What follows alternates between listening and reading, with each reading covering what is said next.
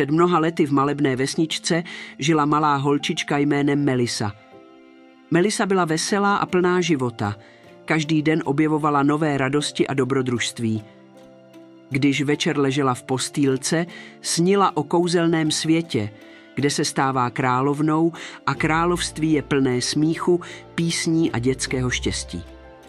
Jedné noci, když Melisa spala s úsměvem na tváři, připlula k ní okénkem kouzelná víla jménem Záře. Záře měla křídla jako duha a ve vlasech jiskřící hvězdičky. Meliso, šeptala kouzelná víla, tvé srdce je plné radosti a to je právě to, co potřebuje království.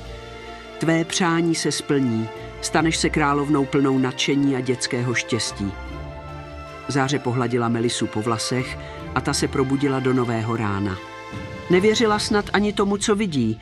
Měla kolem sebe veselý palác, jehož stěny byly zdobené malými duhovými proužky a v každém rohu hrály šťastné melodie. Melisa byla ohromená krásou svého nového království. Avšak, aby se stala skutečnou královnou, musela Melisa projít zkouškou.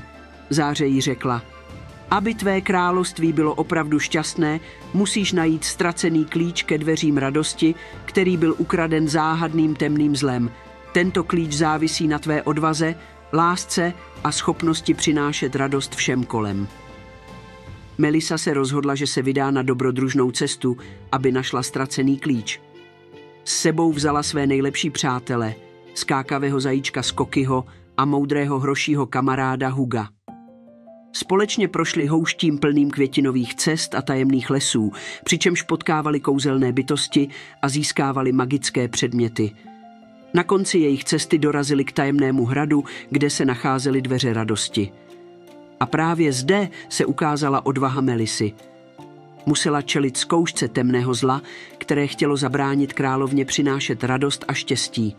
S pomocí Skokyho a Huga však Melisa překonala všechny překážky a našla ztracený klíč. Když se vrátila do svého království, byla přivítána radostnými jásoty a veselím všech obyvatel. Dveře radosti byly otevřeny a království plné dětského štěstí zažilo největší slavnost v historii.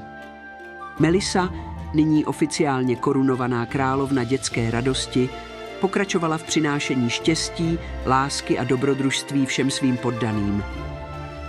Když se ráno probudila do všedního dne, nemohla uvěřit tomu, co se jí v noci přihodilo a každý další večer, když usínala, měla v srdci vděčnost za kouzelnou vílu Záři, která jí přinesla nejkrásnější dar dětského štěstí, který nyní rozsvěcoval celé vysněné království. Melisa se další den rozhodla podělit se svými věrnými přáteli Skokem a Hugem o své dobrodružství a o tom, jak našla ztracený klíč ke dveřím radosti. Uspořádala velkou slavnost, na kterou pozvala všechny své kamarády, aby se s nimi podělila o svůj příběh. Melisa začala vyprávět svůj příběh s vášní a radostí. V jedné noci, když jsem snila o království plném dětského štěstí, přišla ke mně kouzelná víla Záře, začala Melisa. A ona mi řekla, že abych se stala opravdovou královnou radosti, musím najít ztracený klíč ke dveřím radosti, který byl ukraden záhadným temným zlem. Melisa pokračovala ve vyprávění o dobrodružství, které prožila s kamarády. Popisovala kouzelné lesy, hrady plné záhad a setkání s podivnými bytostmi. Ovšem zdůrazňovala, jak důležitá byla odvaha, láska a přátelství během jejich cesty. V tu chvíli se najednou Melisa opět ocitla v království, kam jí ze snu poslala kouzelná víla. Přímo do okamžiku, kdy našla ztracený klíč a otevřela dveře radosti. Všichni obyvatelé království tleskali a jásali.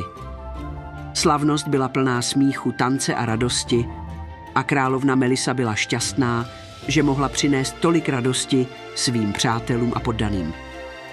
Po slavnosti se Melisa setkala se Skokem a Hugem, kteří ji oba objali. Jsi skvělá královno Meliso, tvé srdce a odvaha jsou neuvěřitelné, řekl Skoky s úsměvem. Hugo přidal, a tvá láska a péče o nás všechny nás činí opravdu šťastnými. Jsi nejlepší královna, jakou jsme si mohli přát.